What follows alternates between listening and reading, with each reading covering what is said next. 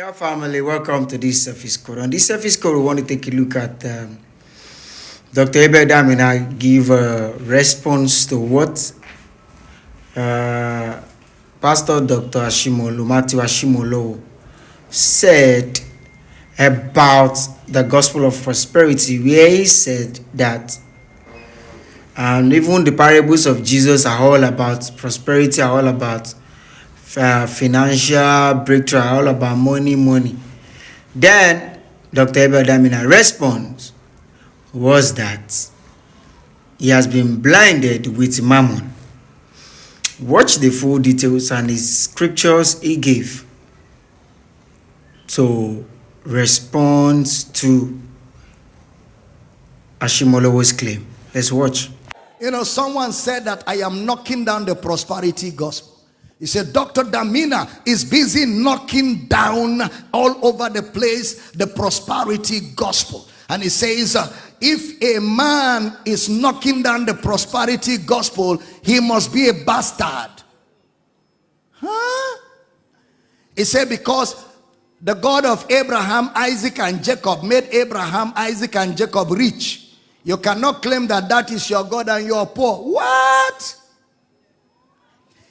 Abraham, Isaac, and Jacob were not rich financially because God made them rich. They were already rich before they met God.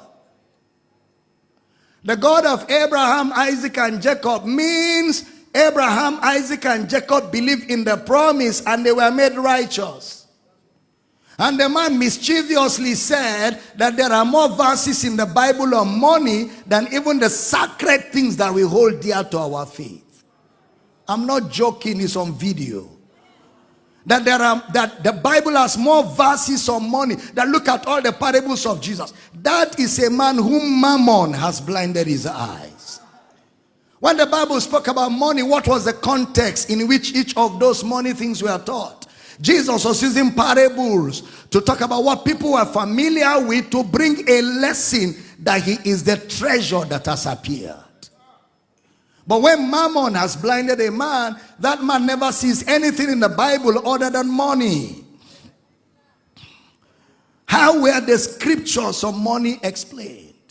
What did Jesus say about money? His emphasis was beware of covetousness. Read for me, PJ, Luke chapter 12 verse 15. Luke chapter 12 verse number 15. And he said unto them, take heed and beware of covetousness. For a man's life consisteth not in the abundance of the things which he possesses. This is Jesus. A man's life does not consist in the abundance of things which he possesses. What shall it profit a man to gain all the money in the world and lose his soul? What about people that were poor in the Bible and they're in heaven today?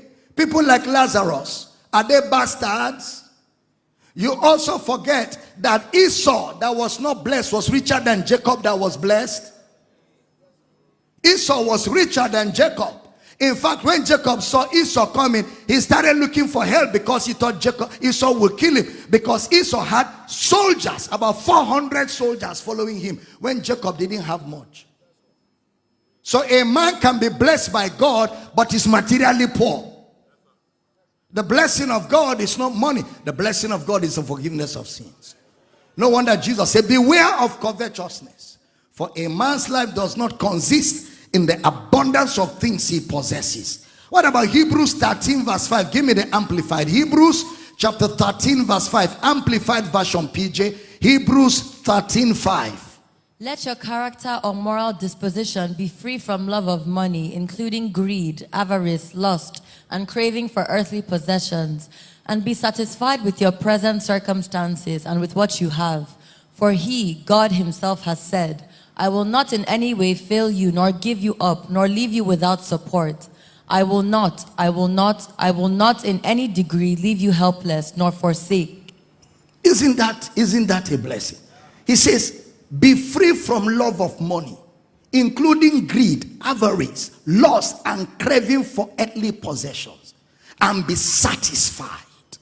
Be contented with what you have.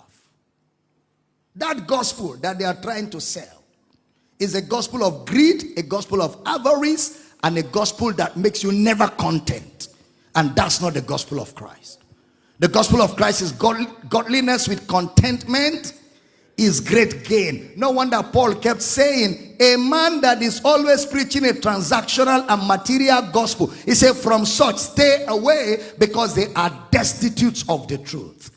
But godliness with contentment is great gain. For it is certain we brought nothing into this world, and it is certain that we will take nothing out of this world. Therefore, having food and clothes to wear, let us therewith be content. Am I blessing you this morning? Come back. You know, the thing is, most of all these pastors, they always claim, what they claim all their life is material things. I don't know why the gospel of Christ has now turned to materialistic stuff. I don't know. It's just painful. It's just painful how these con men always, you know, find ways to merchandise this gospel, or to make the gospel of Christ to be like gospel of prosperity. It is just too painful. Anyhow, that's just the video. Thank you for watching. Subscribe, comment, and share. God bless.